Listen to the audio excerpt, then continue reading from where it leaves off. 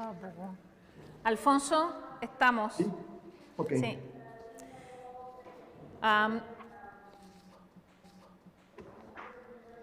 Добро пожаловать всем. Спасибо за то, что вы здесь. Тех, которые нас слушают через YouTube. Тоже хотела сразу сказать, что извиняюсь, потому что у нас была задержка из-за технических проблем, но я думаю, что мы будем, эта секция будет до 6, как мы договорились, если Альфонсо согласен. И сейчас я хочу его представить. Альфонсо Sánchez Tabernero, ректор, президент Испанский университет Наварры. Это университет, молодой университет, который был создан в 50-х годах. Это университет, это один из первых университетов Испании. Это третий университет учебы по рейтингу Times Higher Education Europe. И сегодня Альфонсо будет с нами поделиться стратегические ответы на глобальный кризис. 3 миссии университета. Чтобы понимать его доклад, я хотела сказать несколько идей. В сегодняшнем докладе основное внимание уделяется принципам устойчивого развития университетов в условиях кризиса. В частности, стратегия университета Наварры до 2025 года. Стратегия направлена на решение проблем, стоящих перед обществом, посредством исследования, обучения и работы по уходу, а также сотрудничества с другими людьми, с другими предприятиями и учреждениями. Сейчас я оставлю с вами ректор университета Наварры. Спасибо, Альфонсо. The floor is yours.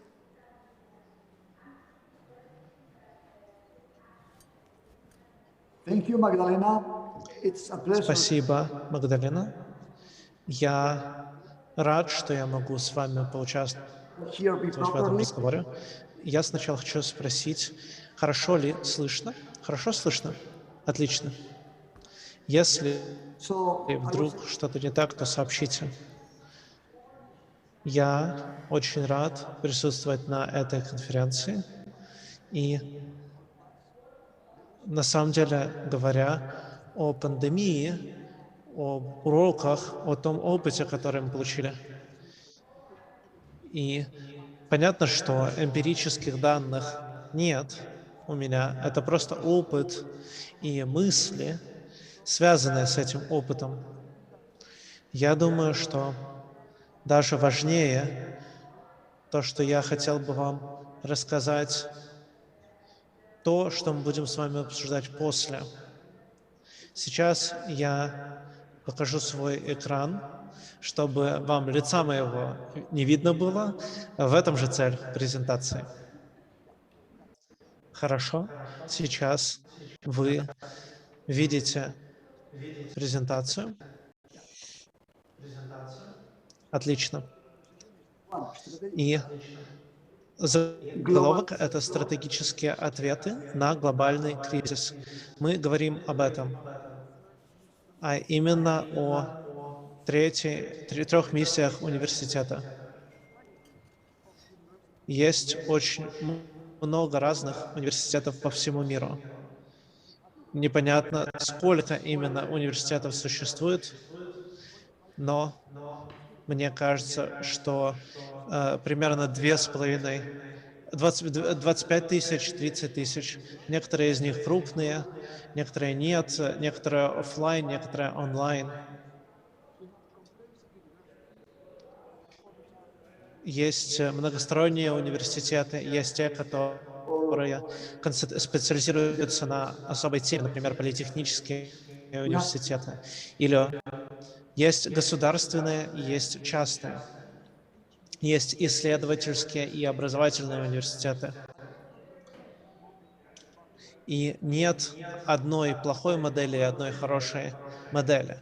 Есть очень много разных моделей, и это хорошо, потому что у каждого университета есть своя The роль. university's role, Поэтому, когда мы говорим I should о say роли something. университета, мне нужно сказать We should что-то базовое.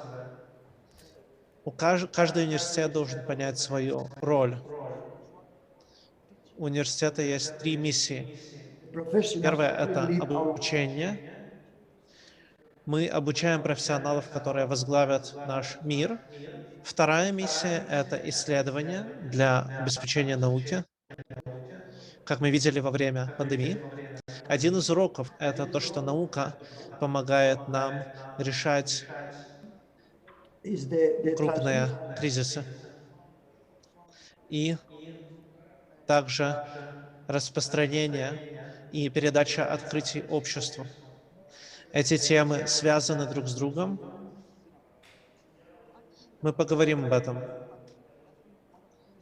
Пандемия — это один Moment из of, моментов истины, скажем так.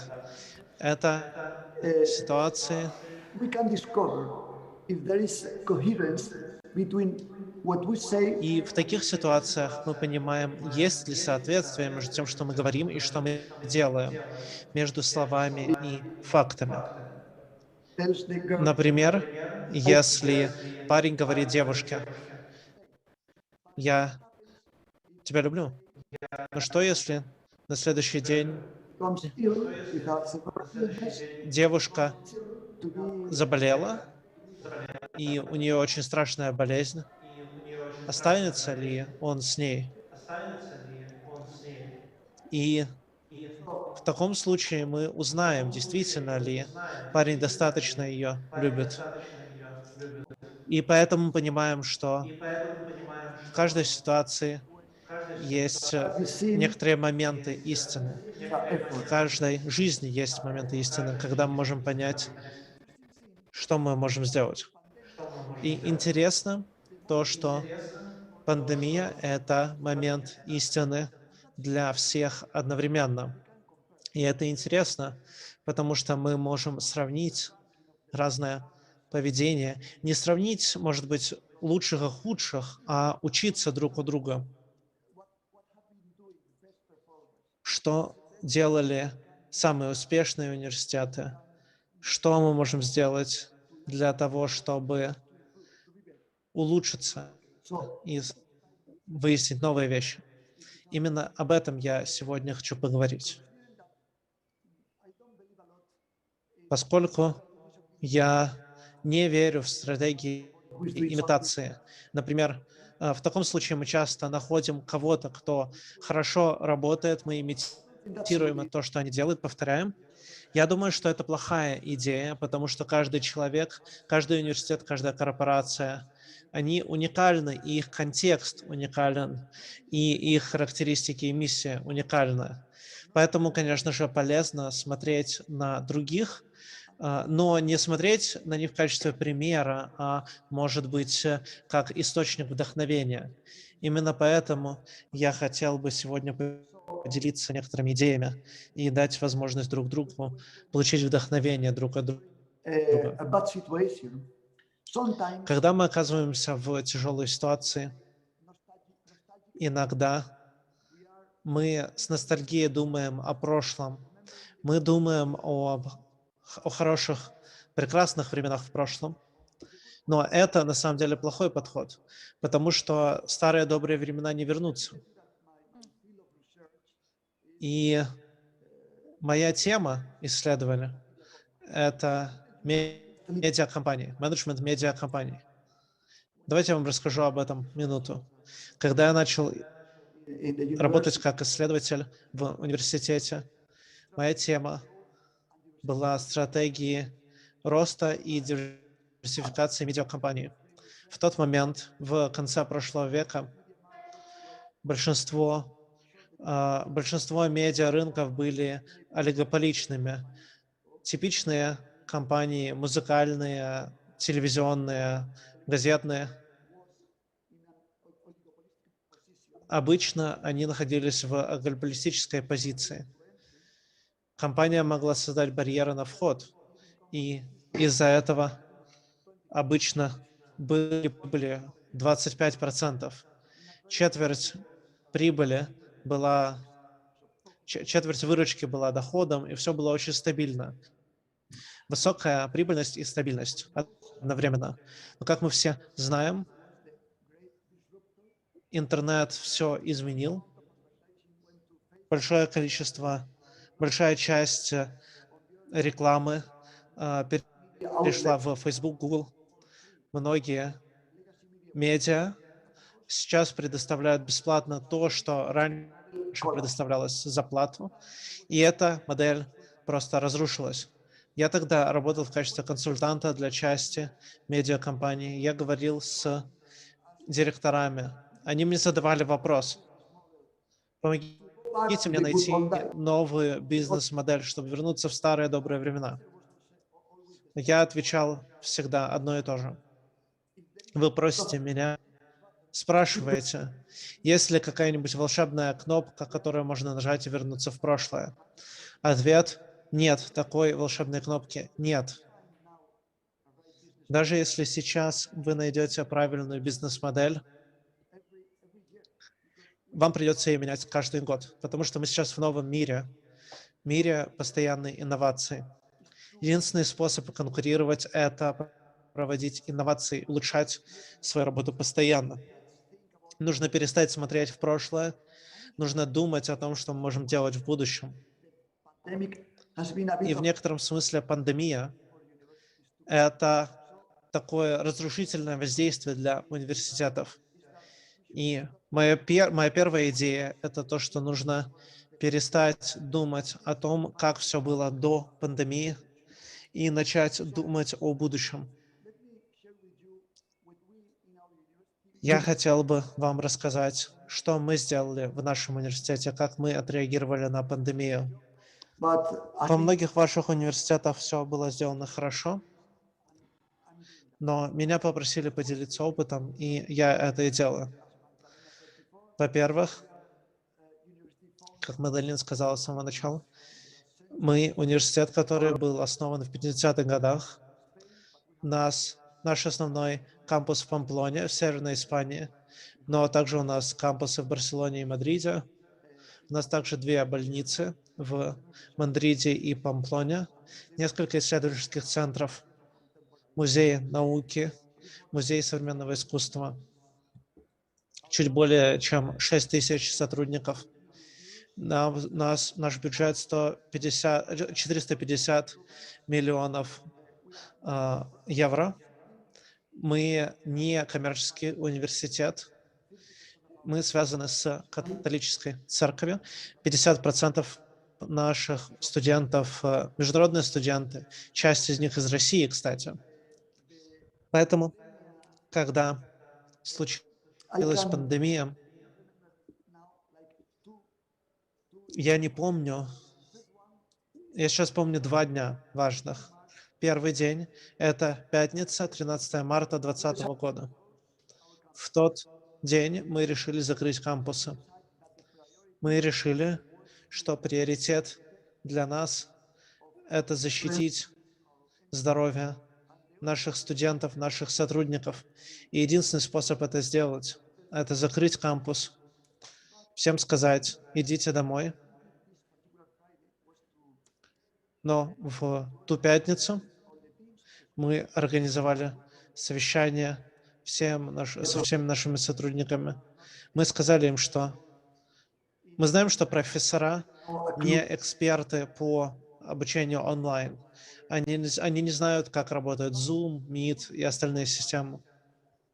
Но мы будем в следующий понедельник уже онлайн. У нас есть одни выходные на то, чтобы научиться, как преподавать онлайн. Мы предоставим преподавателям руководство для того, чтобы они за несколько дней могли научиться работать онлайн. В тот момент у нас было 1400 предметов, и мы решили начать их преподавать все онлайн, потому что для наших студентов самое главное – это продолжить преподавать онлайн. Это первый день, который я хотел бы, чтобы вы запомнили. This lasted some Я weeks. знаю, что некоторые университеты так прожили несколько недель, несколько месяцев, или просто предоставили студентам материалы, учебники, но не связывались с ними онлайн. Второй день, который я хотел бы вспомнить, это 1 сентября 2020 года. Это был день, когда мы начали академический год. Мы решили, что этот академический год мы откроем кампус. Все лекции у нас будут в аудиториях, поскольку мы считали, что мы сможем и сохранить, защитить здоровье студентов и сотрудников, но также предоставить прекрасный опыт для студентов, то есть позволить им посетить лаборатории, аудитории, классы. Конечно же, мы хорошо подготовились. Мы провели 40 тысяч тестов на коронавирус. Мы очень серьезные меры соблюдали для того, чтобы защитить здоровье всех участников. Благодаря этому впервые в жизни, когда я проходил от одного здания в другое, студенты меня останавливали и говорили мне: спасибо, спасибо за то, что вы так постарались. Мы так рады, что мы можем теперь вернуться в университет и такой прекрасный получать опыт. Конечно же, это было в масках и на расстоянии, но все равно это лучше. Что еще произошло? Количество абитуриентов увеличилось на 24%. И мы попросили наших студентов оценить их преподавателей. И мы получили 4,22 из 5. И это означает, что это прекрасная оценка. На мой взгляд, это кампус университета и музей, который я упоминал и больницы. В университете мы сделали следующее. Мы расставили приоритеты. Давайте сделаем то, что лучше будет для студентов. Я думаю, что некоторые другие университеты решили защитить себя. Если мы не откроемся, то у нас не будет проблем. Не будет проблем с репутацией, не будет судебных исков. Но мы решили рискнуть с учетом того, что это было наилучшее решение для студентов. Другие решили сделать что-то другое. Я понимаю, что каждый университет, каждая корпорация, каждый отдел, каждая семья, у них отличаются условия, и они должны принимать решения самостоятельно. Но, на мой взгляд, другой подход связан с другими приоритетами у университетов или корпораций.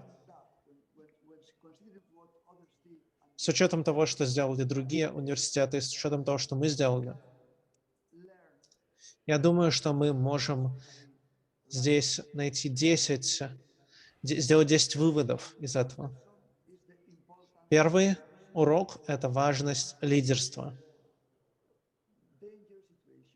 Когда существует рискованная, опасная ситуация, происходит какая-то катастрофа, все смотрят вверх.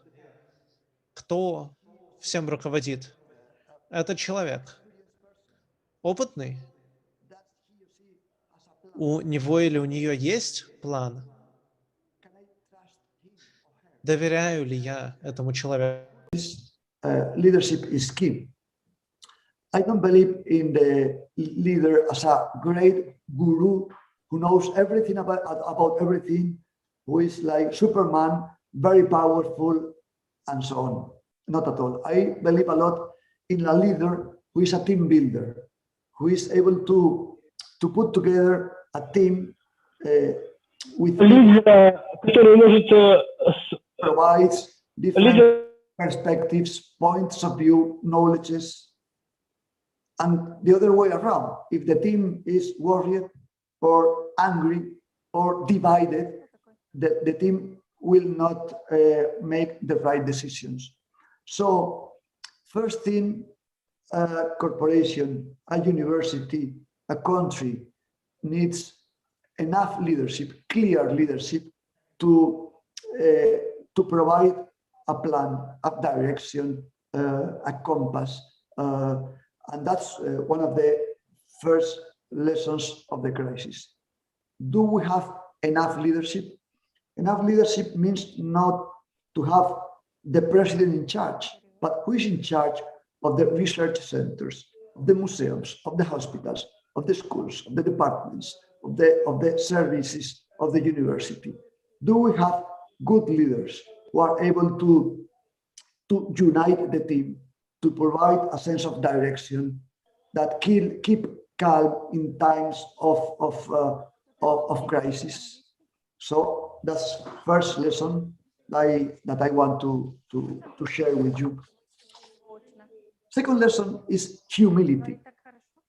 When the unexpected happens, what we should perceive is that we have not enough knowledge. We don't know what's going on.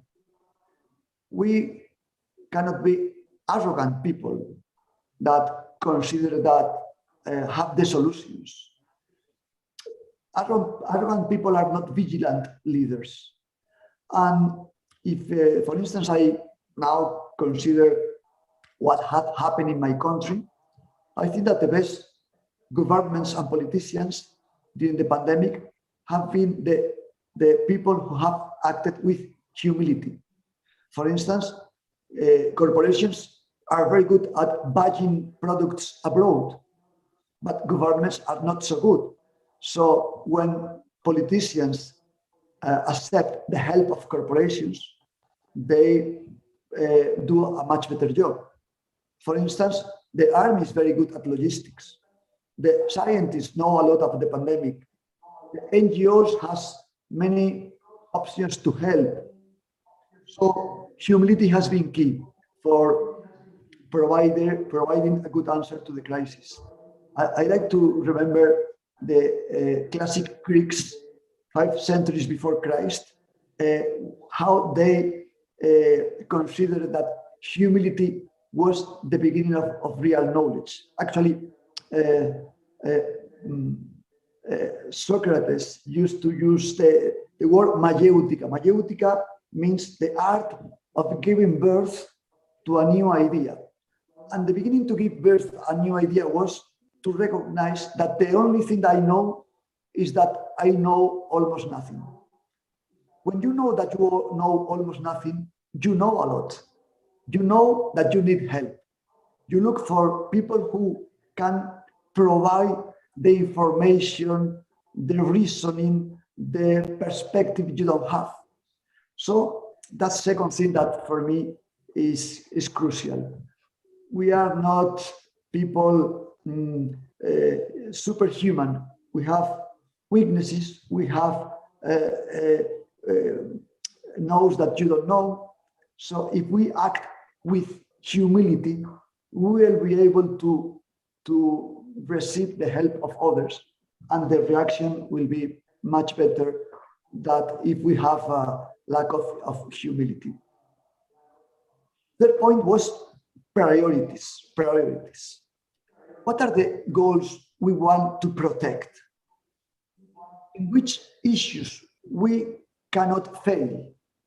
Because when the crisis starts, we have many questions. A lot of people ask us what should be done. Many things come to our mind. We should pay attention to many crises or micro crises within the university. We cannot sort out everything. What are the priorities? What are the main thing we want to protect?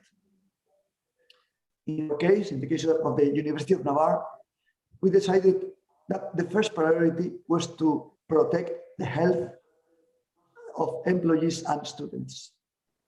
The second priority was to do the best teaching, research, and medical service possible in such difficult circumstances. And the third priority was that our answer will be solidary, because we are experiencing difficulties, but other peoples will suffer even more. So how can we help others, considering that we have hospitals, labs, knowledge, time? So that were our three priorities. What are the priorities? What are the things we want to protect? And that's pretty clear that we should clarify that from the very beginning. The fourth point is purpose. Purpose is needed to have priorities. What are our values? What are our project, our dreams? What's the compass that give us sense of direction? Some universities, firms, organizations, and corporations have a very generic kind of purpose, just to avoid disturbing others. I don't believe in that. I think that you should make clear what you stand for. What are your beliefs? Because if people know you, they will respect you. They will understand what are you fighting for. If your purpose is non-existent, or is just some decoration, or is too generic that doesn't lead you to anywhere, you have the danger of cynicism. You know, everything for me is the same.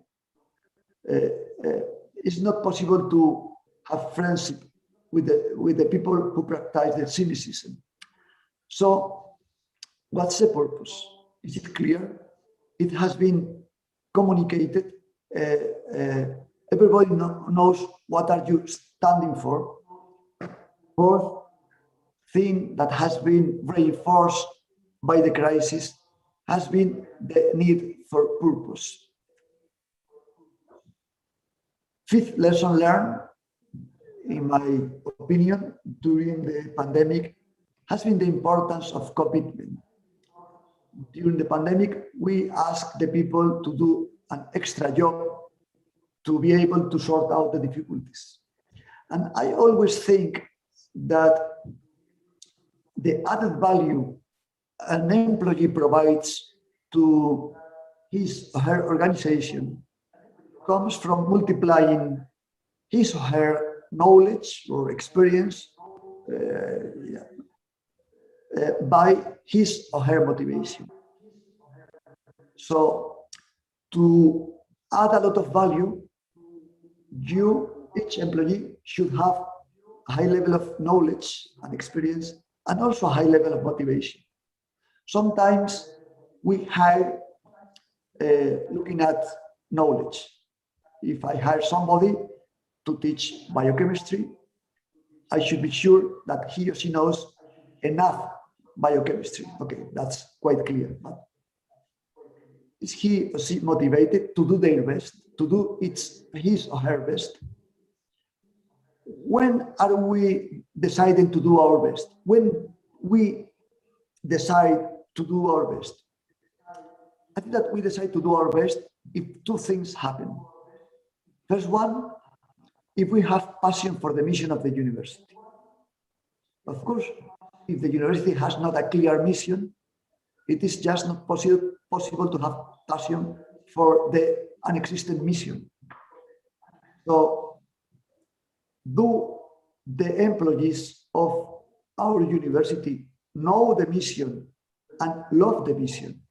Do they consider that the impact we want to have on society is good, is good for others?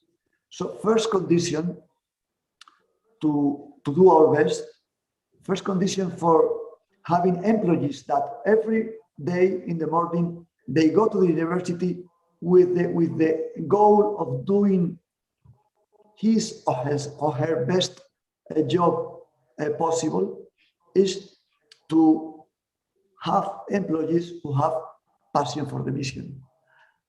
The second condition for that is that each employee should feel well treated by their bosses. Do I consider that my boss respect my job? Do I feel that I have enough freedom? Do I consider that I have a nice professional career in front of me? Do I consider that I treat in a fair way? So that's very important. If we have committed employees, we are prepared for the time of peace, but also particularly for the time of crisis. We have people who are able to do as much as they can, particularly in the difficult times. So the importance of commitment, that is something that should be measured and managed at the top level in the university. Sixth idea is the importance of communication. Again, when there is no crisis, when everything is peaceful, people don't need such amount of information. They know the rules of the game. They know what are the employees know what are their jobs, their goals. The students know what are the conditions to pass the exam, the timetable of the lectures. They know everything. So there is not such an appetite for information. But when the crisis comes, people ask a lot of questions. Again, going back to the metaphor of the people who are on the boat and the perfect storm appears. The people on the boat ask, how long is next port? How old is the boat? What's the experience of the captain? Do we have any information about the weather? Is the storm stopping? Any questions? So the same happens here. If the COVID appears, everybody start asking questions. For instance, in our case, so we close the campus. When are we open the campus? What about exams? Do we have online exams or are we going back to the campus? What about graduation ceremonies? Are we having ceremonies on campus, online, no ceremonies at all? And sometimes people ask questions or have those doubts on mind before we have the answers. So in times of crisis, first of all, let's remember that people need to know that we should provide permanent information, quite clear, with facts, short information, with different messages to different publics. For instance, we have delivered different messages to the students, to the people who apply to study in the university for next academic year, to the families of the students, to the employees, to the patients in the hospital, to the society at large. We also should deliver messages with some sense of anticipation. Before they ask, we should provide information. Even we can inform that we don't know something. For instance, you may be wondering if we will have ceremonies at the end of the academic year. The answer is we don't know. We are looking at the decisions of the regional government about what is allowed or what is not allowed. And as soon as we know, or in 2 weeks' time, we will provide you the required information. This kind of information gives the public the sense that we understand them. We have some sort of empathy. We are trying to understand them and to sort out their difficulties, their problems, and so on. So communication is key. Frequent information, also taking care of the tone of the communication, because we are providing messages to people who are suffering. They are suffering, or their parents, or their grandparents, their friends, wherever. They may have also economic crisis in their families. So what's the tone? Sometimes we can send a text, sometimes we can send a video, a short video, just to show the face. The face also is a message. The message of the president. If the president speaks, that's again a message. The top leadership of the university is concerned, is close to them.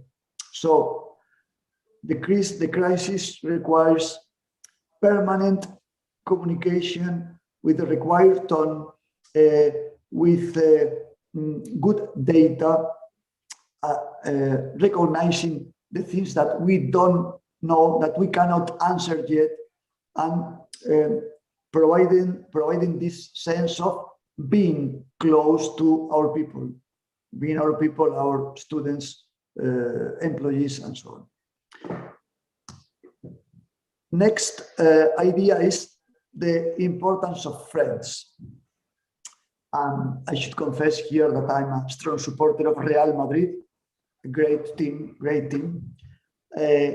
But I admire also other teams.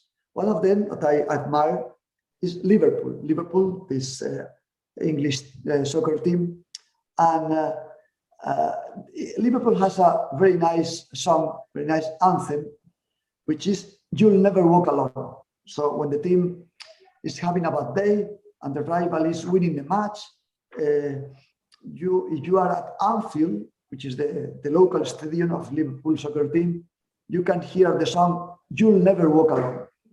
You'll never walk alone. You'll never walk alone. What does it mean? That means that with my support, with my help, with my friendship, you, the Liverpool soccer team, you can overcome any difficulty. Perhaps you are having a bad day. Their players are tired. The rival is playing very well. But don't forget that we, the supporters of Liverpool, we are here. We are with you. Well, that can be applied to the university. We need friends. For instance, again, in our university, when in the middle of the crisis, we received calls of friends. Some friends told us, look, I understand that the families will have economic problems, and I can help you with grants for students. Other friends call us and told us, look, I understand that you may have problems for finding the first job for the students that finish their degrees, or for internships during the summer. I can help you with that. I remember now a company that phoned us and told us, look, I can give you for free, I can give you a robot that will increase your capacity to do PCR tests.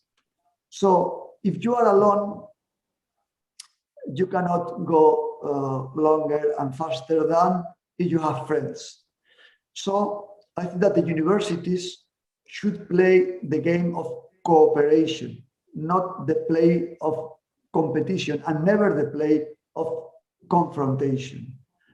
In fact, if we think carefully, politics is a world of many zero-sum games. For instance, if a given political party wants to increase the number of seats in the parliament, if he succeeds, it is because a party decreases the number of seats in the parliament.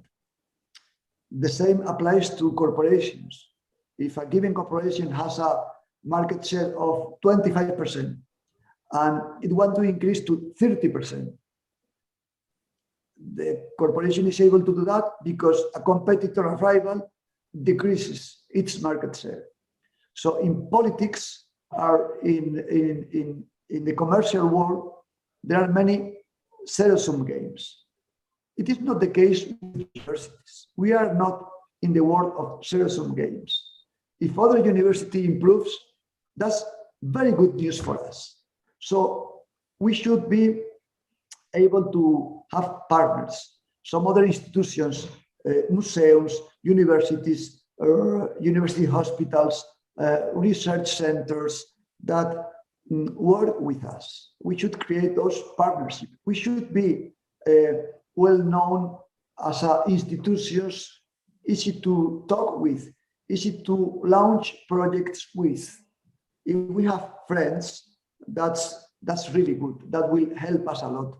We will never walk alone as Liverpool players in England. Another thing that I would like to emphasize is solidarity. I think that there is not a place now for people or families or firms or universities who are interested only in their own interest. I think that that's not allowed in our society. We need to have social empathy. We should care for others.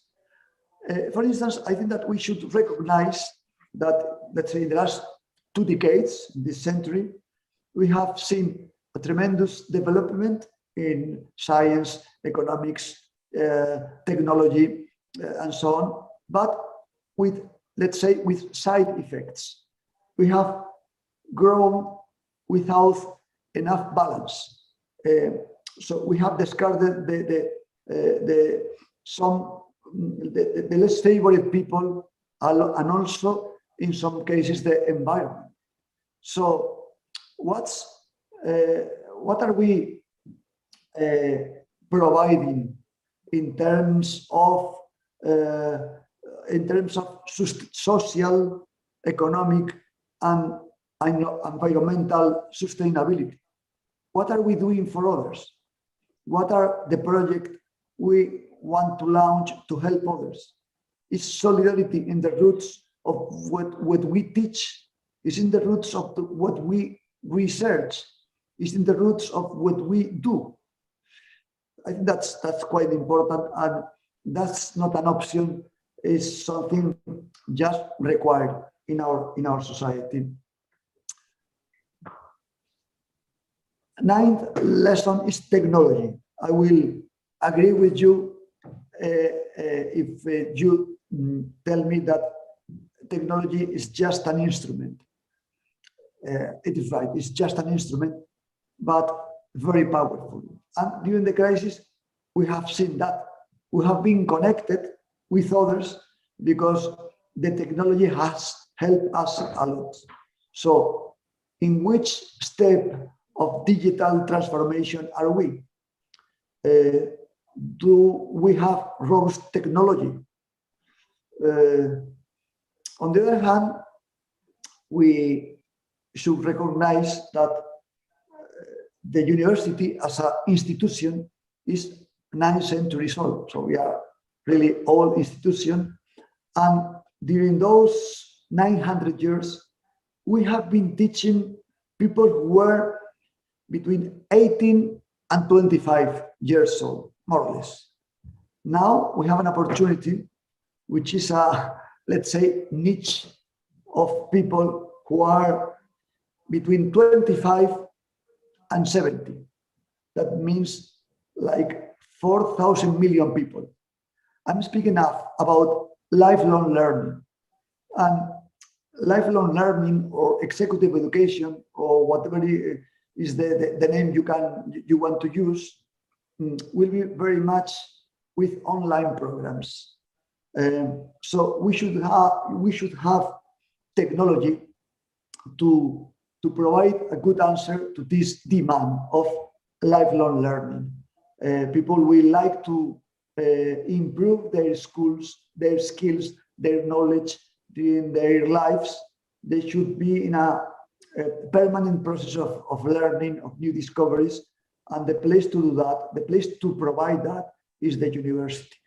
But we need to have good technology to be able to provide such executive education. Last thing that I want to share with you is a word that I think that has already appeared before, which is the need for uniqueness. We should be unique. People will have, I said at the beginning, 25,000 options to study, 25, 30,000 universities all over the world. Why they are deciding to come to my university? Почему же они решили Deciding to come to my прийти в university мой... to research?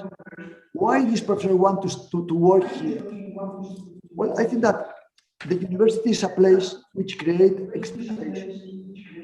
I think that the people come to my university and to your university because they think that they will learn, they think that they will have a good atmosphere, they think that they will have nice students with a big variety of backgrounds, nationalities, and so on.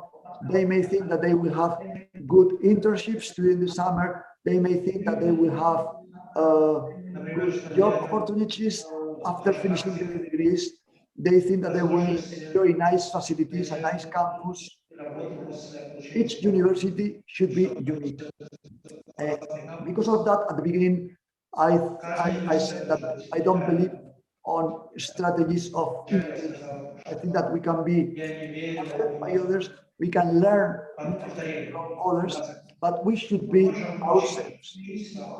To be unique, we have our unique purpose. We have our unique experience, our unique geographical context, our unique facilities, assets, and so on. So that's a very question to ask ourselves. I want to be unique. I want to be very good at that particular thing. I would like to be the best doing that. Okay, I think that I stop the PPT and I'm going back with you and I'm Спасибо, stopping спасибо now большое, Альфонсо. and I open to okay, thank you. Альфонсо, спасибо большое. Спасибо. Thank you, Alfonso. 10 пунктов. In these 10 items, of course, many of those are important, but the last one that you mentioned may be crucial for everything we're discussing here at this conference. Since you were not able to come in person, I will give you a brief. We have about 200 people online and offline. We have to have a hybrid model here because of the pandemic. And the topic that we are interested in at this conference, that we are trying to shed light on, and this is the connection between the third mission of the university, not just social responsibility, but everything that you discussed, like lifelong learning and innovations, entrepreneurship, and the social responsibility.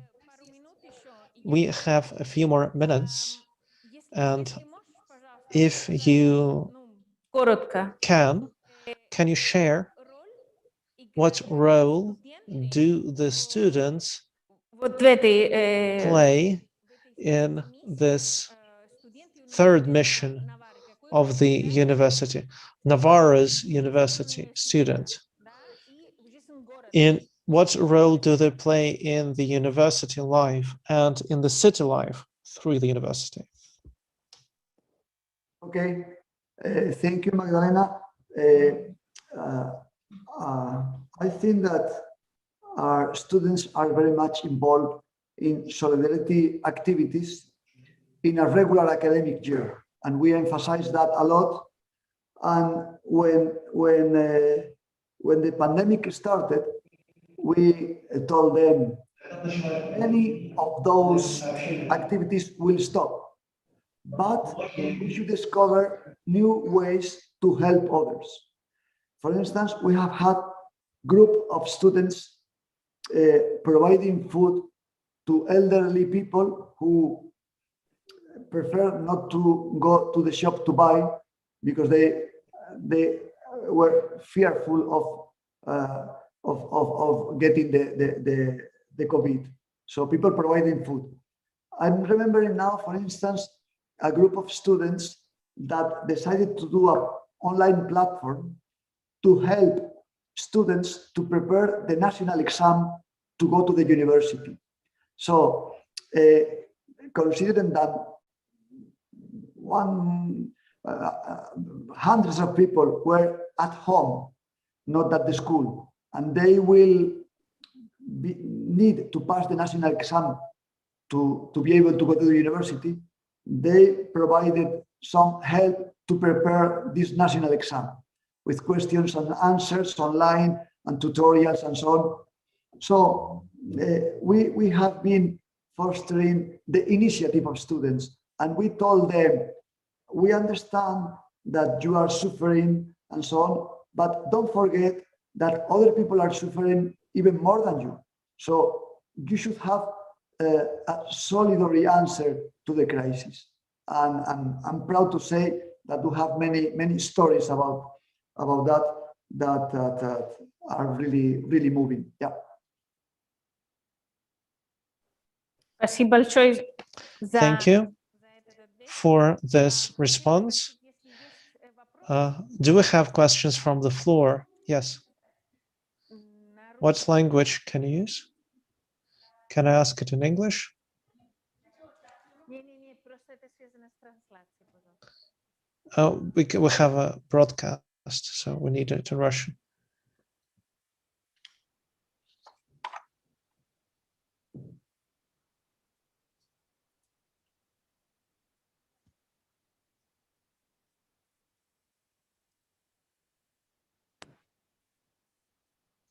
Давай.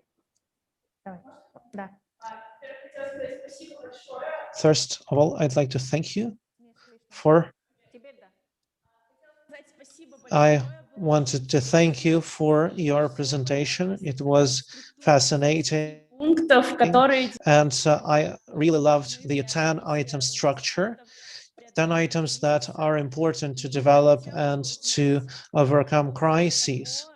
I wanted to ask whether you noticed any changes in student loyalty to the university during this crisis, whether there were shifts to the good or to the bad, and how were you able to address this? Thank you for the question. Let me start saying a different thing, which is that I love online platforms, but I would rather prefer face-to-face communication, and I would like to meet you in the reality. I have been in some of your universities, last one in Moscow State Universities, and I felt at home because it was a group of very friendly people I met. And anyway, but we have this online option, which is not bad either. Yes, I think that I can discover an increase of loyalty in our students, and more than loyalty, which is the word that your question has been translated, and loyalty, I don't know what's the Russian word, but more than loyalty, which is quite clear, I will say that the students are more proud of becoming part of an institution which cares about others, proud about the behavior of the university. So, for instance, I have heard many times, I work in a university where the students are top priority. I'm studying in a university who has many solidarity activities. I work in a university who has been able to do PCR tests for free in residence for elderly people, just to protect them. I'm happy to be part of this of this dream, of this institution. So, and that always happens. That's what I was trying to explain when I spoke about the moments of truth. The moment of truth clarifies the coherence of the institution. And yes, the answer is yes. I think that we have proud students because they value what we did during the crisis. Yeah.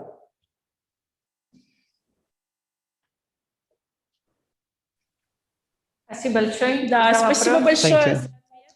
Thank you for your response. And well, I hope that I will be able to meet you in person in autumn, because Magdalena and I are working on a project that will be connected to the University of Navarra.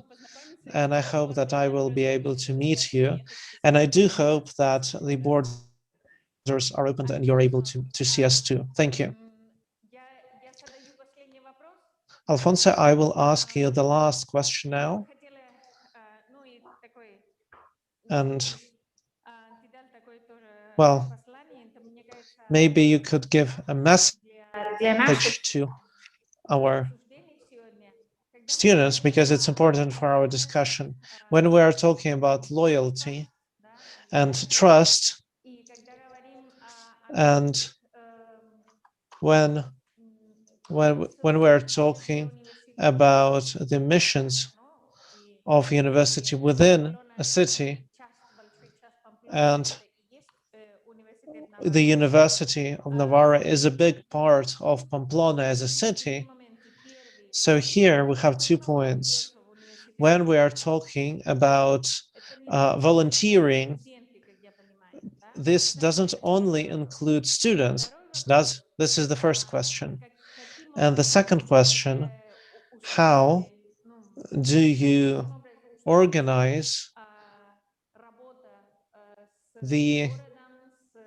your interaction, your work with the city, with the local community in your city? Could you repeat the first one? That I didn't got it. The first one. How do you organize volunteering activities in the University of Navarra? And am I right that you don't only have students working as volunteers? Okay, just to identify some things about Pamplona, when I go abroad to put Pamplona on the map, I always say that it is the city where the running of the bulls, okay? This crazy local festival of San Fermin, people running in front of the bulls and so on. But we are civilized people most part of the year, just in case. There is just 1 week of chaotic situation.